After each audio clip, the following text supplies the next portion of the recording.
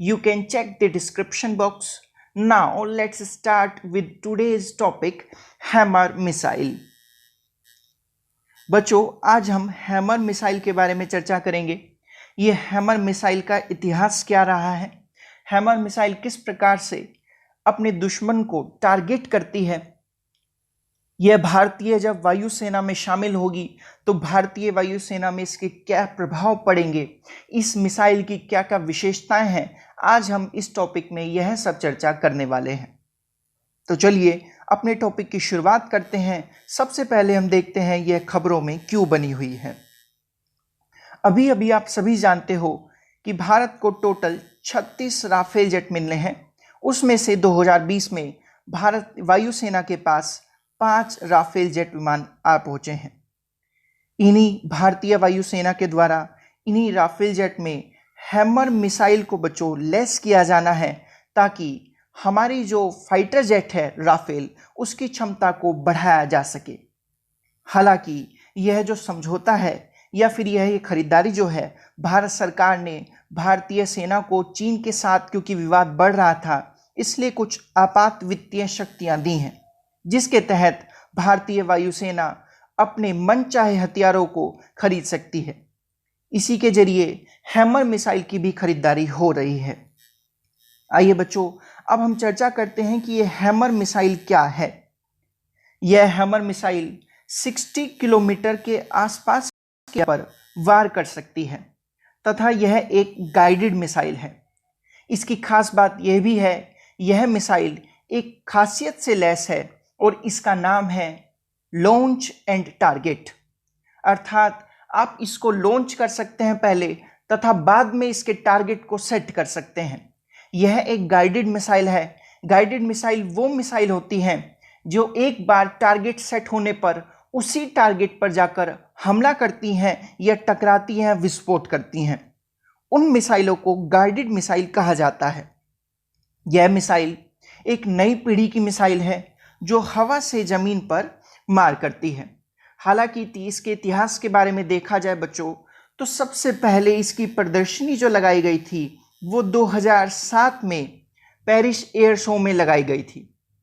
इसका पूरा नाम AASM अर्थात अमेंडमेंट एयर सोलर मॉड्यूलर था। ये एक फ्रेंच नेम है।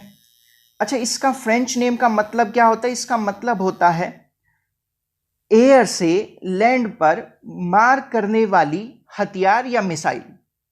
अर्थात ये हवा से जमीन करने वाला हथियार था और इसमें फ्रेंच में इसका मतलब होता है। परंतु आगे चलकर इसका नाम बदल दिया गया 2011 में, और 2011 में इसका नाम चेंज करके हैमर रख दिया गया। अगर हम हैमर का पूरा नाम देखें तो हैमर का पूरा नाम बच्चों हाईली एंग्ली म्यूटेशन एक्सटेंडेड रेंज है। ये पूरा का पूरा हैमर बनता है तथा यह मैंने आपको बताया कि हवा से जमीन में मार करने वाली एक सुपर क्रूज मिसाइल है। आगे देखते हैं। इसे बच्चों भारत सरकार इसलिए खरीद रही है क्योंकि भारत सरकार इसको राफेल में यूज करना चाहती है तथा इसका उपयोग मिराज 2000 में भी हो सकता है। अगर और बात की जाए तो सबसे पहले 2008 में इसका उपयोग फ्रांस की वायुसेना एवं नौसेना द्वारा किया गया था। हालांकि मैं आपको बताऊं तो फ्रांस की वायुसेना एवं नौसेना ने ही इसको डिज़ाइन अपने लिए करवाया था, इसलिए सबसे पहले 2008 में उन्होंने इसका यूज़ किया।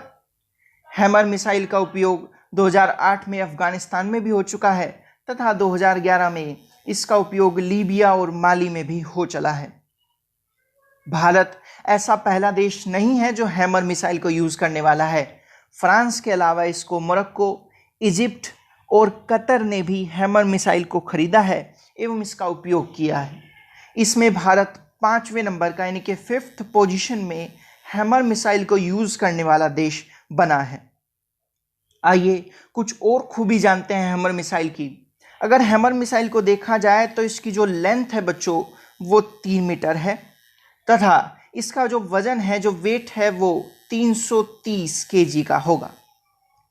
हैमर मिसाइल को देखा जाए तो मैंने आपको पहले बताया था कि ये फायर एंड टारगेट के रूल पर कार्य करती है, अर्थात हम इसको पहले फायर कर सकते हैं, लॉन्च कर सकते हैं, बाद में भी हम इसके टारगेट को सेट कर सकते हैं। इस मिसाइल के जरिए 125 किलो से लेकर 500 किलो तक के बम को गिराया जा सकता है तथा यह मिसाइल की खास बात यह है कि ये किसी भी मौसम में अपने टारगेट को ढूंढ सकती है।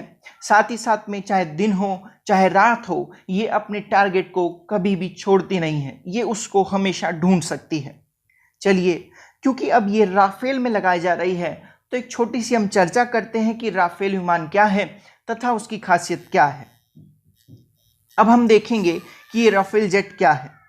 बच्चों, राफेल जेट का मुख्य आधार उसमें लगे हथियार प्रणाली है और उसमें 3 प्रकार की हथियार प्रणालियों का इस्तेमाल किया गया है, पैरामीटर, स्कैल्प एंड मीका। बच्चों, अगर इनको देखा जाए तो ये air to air combat design के लिए किए गए हैं। हालांकि कुछ मिसाइलें इसमें एयर टू एयर हैं, कुछ मिसाइलें इसमें हवा से जमीन पर भी मार करने वाली होंगी। आगे अगर देखा जाए तो इसमें अगर मीटर मिसाइल की बात की जाए तो इसमें जो रॉकेट लगा हुआ है जिसका नाम है रैमजेट इंजन, यह रैमजेट इंजन बच्चों दूसरी मिसाइल से अधिक शक्तिशाली होगा, ताकतवर होगा, इसलिए ये दूर तक मार करने वाली मिसाइल बन सकती है। हालांकि बार बार राफेल जेट का चर्चा होती रहती है, संसद में भी होती रहती है, आपके प्रधानमंत्री भी, साथ में विपक्ष भी राफेल जेट का नाम लेते रहते हैं। स्काल्प अगर देखा जाए तो बच्चों एक डीप स्ट्राइक क्रूज मिसाइल है जो पिन पॉइंट टर्मिनल एक्यूरेसी और लक्ष्य को पहचानने की प्रणाली से जानी जाती है, अर्थात यह लक्ष्य को पहचान सकती है एवं उसी टारगेट पर हमला कर सकती है जिस पे पिन किया गया होगा या जिसको फिक्स किया गया होगा। चलिए, ये हमारी एक नई पहल है बच्चों, आप सभी जानते हो। हम जब भी टॉपिक समाप्त होगा तो टॉपिक समाप्त होने के बाद उस टॉपिक से क्या क्वेश्चन आपके लिए बन सकता है, हम यहाँ पर ये भी देखेंगे। तो सबसे पहले आपको हैमर मिसाइल के संदर्भ में चर्चा करनी है। आपको 2 स्टेटमेंट दिए होंगे, उन स्टेटमेंट में से आपको बताना है कौन सा कथन सत्य है। तो पहला स्टेटमेंट आपका ए है, इसका पूरा नाम हाईली एंग्ली मॉड्यूलर म्यूटेशन एक्सटेंडेड रेंज है। बी, इसके मूल रूप से अमेरिकी नौसेना के लिए डिजाइन किया गया था। तो पहला ऑप्शन इसका पूरा नाम दिया गया है तथा दूसरा ऑप्शन इसे अमेरिकी नौसेना के लिए डिजाइन किया गया था। अब आपके लिए ऑप्शंस हैं, इसमें से कौन सा सही स्टेटमेंट में से ओनली ए सही है, सेकंड है ओनली बी सही है, थर्ड है ए एंड बी दोनों सही हैं, फोर्थ है नन ऑफ दीज एंड इनमें से कोई नहीं। आप कमेंट सेक्शन में इसका आंसर दे सकते हैं बच्चों, और इसका सही आंसर होगा स्टेटमेंट ए एकदम सही है, परंतु स्टेटमेंट बी में अमेरिकी नौसेना के लिए नहीं बल्कि फ्रांस की नौसेना के लिए इसको डिजाइन किया गया था, अर्थात स्टेटमेंट बी गलत हो गया, स्टेटमेंट ए ठीक हुआ। तो अतः यहाँ पर आंसर बनेगा ओनली A1। तो आज के लिए बच्चों इतना ही। होप सो, आपसे आशा है कि आपको ये वीडियो पसंद आई होगी।